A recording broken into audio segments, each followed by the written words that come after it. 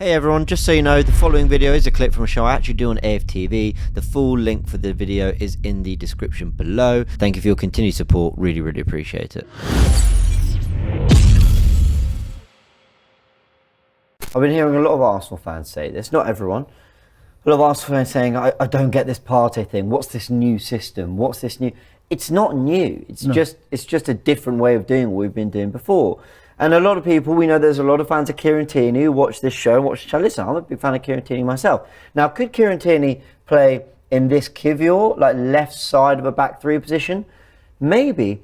But actually, Arteta has shown years back that he doesn't really want Tierney in this position. He's used him once in the FA Cup games when we won the FA Cup. But that's because we did a lot of defending to do. And that's because he would then become a left back when, the shape would, change when we were on the ball. In the FA Cup, James, he played him in a back three with two wing backs. Exactly. So he had a lot of protection, he had a lot of defending to do. But actually, for a lot of that season as well, he was playing Kolasinac in that back three because Kolasinac was probably deemed a little bit better on the ball than Kieran Tierney, who he wanted getting up and down. Anyway, the system and the team's evolved so much since then.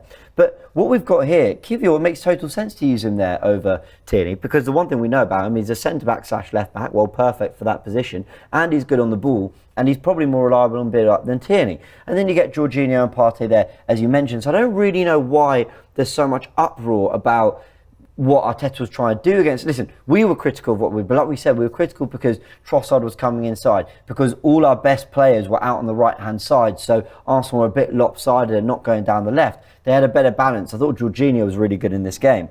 But let's just have a little look at what I mean by it not changing that much. Because yes, Partey's a right back. Yes, White's a centre back. We were used to seeing Partey midfield. We're used to seeing White at right back. But ultimately, the positions that they were getting in are exactly the same as they've been doing all season. These are some of Thomas Partey's passes. Look at where they're coming from. Really central defensive midfield areas. Look at, there's one there, there's one all the way up here. He was not just, look, we had so much of the, I say we had so much, we actually have only 50% of the ball, but so much of his work was done from central areas. Yeah, there's a cluster out there from right back, but generally a lot of his work was done from central areas. And then you compare it to Ben White, who was playing centre back, not right back, where he's played all season. Ben White, again, look how many of his passes have come from what I would call, a right centre back area, right of a back three. Look how often he was coming into these areas trying to make passes. He wasn't just in this kind of cluster here, as a right centre-back, or even a little bit more here. There are ones from wider areas. Again, we've got one here, we've got one here, we've got loads there. So my point is, yes, Arteta's actually switched up quite a lot in terms of personnel, because now we've got Kivior at left back, now we've got Partey at right back, now we've got White in midfield, now Jorginho starting.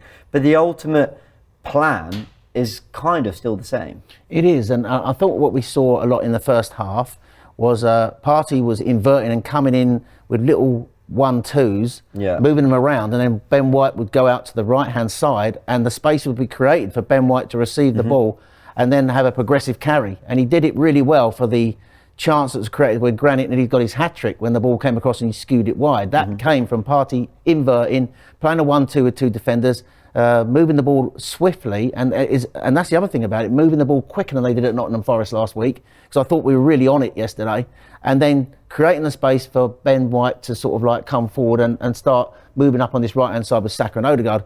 I think coming back to the Kieran Tierney point, and I love the fact that he got a great send-off yesterday. He is a model professional, a very top quality left back in my opinion. I think what Arteta doesn't like with Kieran Tierney is, I think he wants control of the football. That's what Arteta wants. He wants to keep the ball, and he wants us to pass the ball around and then wait for the opening up high. Kieran Tierney is, of course, a different type of left back who goes high and slings crosses in. I don't think that's how Arteta wants his team to play, and that's why I think ultimately Kieran Tierney is not part of the plans. But I think that's great points you made about the Partey passes, the way he was coming inside, inverting, getting on the ball. I think Wolves struggled with it. They changed formations back to a 3-4-3. But by the time they did it, I think the game was done for them. We were out of sight. Completely agree. And the player who got his send-off and had a really, I say a send-off because it's not 100% confirmed. But if he'd been sent off, that would have been the send-off. We just wanted a red card, Granit. Yeah, I know. But, you know, I mean, Granit, what a fantastic performance yesterday. And what a way, it couldn't have been scripted any better apart from the fact that he wasn't there on the day that we won the league, which looked likely we were going to do at one stage. And I think this has been like a rejuvenation for Granit Xhaka, where he was a few years ago when he got subbed off against Palace, when he threw down the armband.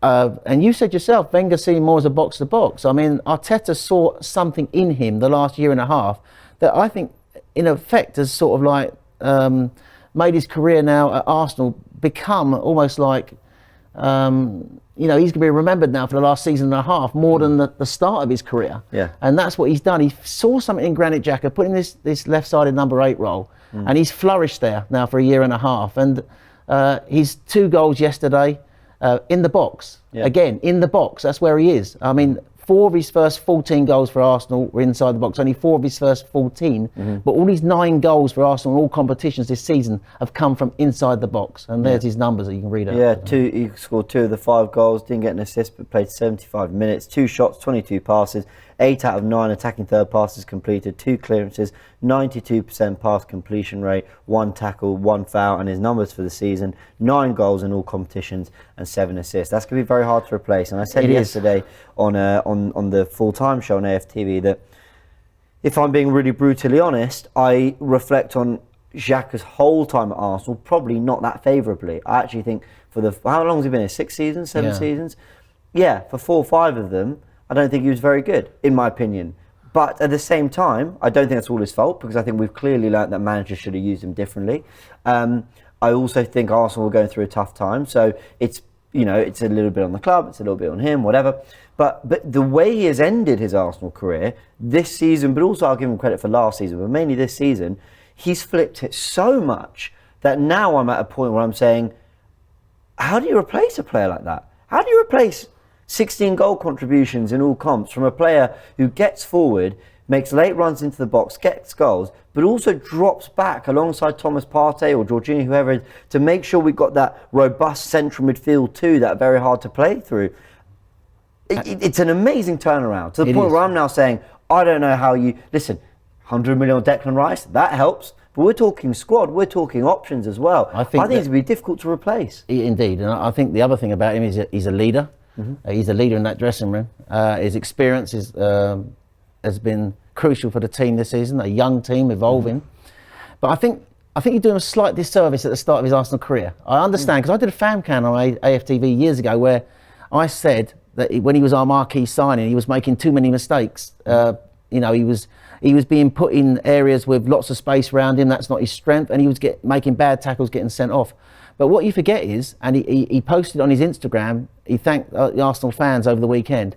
He was in 2 FA Cup winning teams. And I think in one of those FA Cup finals was one of his best performances for Arsenal. I think both he was brilliant. Brilliant in both finals, yeah. But one in particular, where he was absolutely outstanding when we beat Chelsea in both finals. So I think, you know, he won trophies at Arsenal. I thought last year might be his last year at Arsenal. And he wanted to end on a high of getting the team back in the Champions League. This season, you know, it almost like a chance presented itself where almost we could win the Premier League for him, but we didn't quite manage it. But he has at least gone out getting the team back in the Champions League.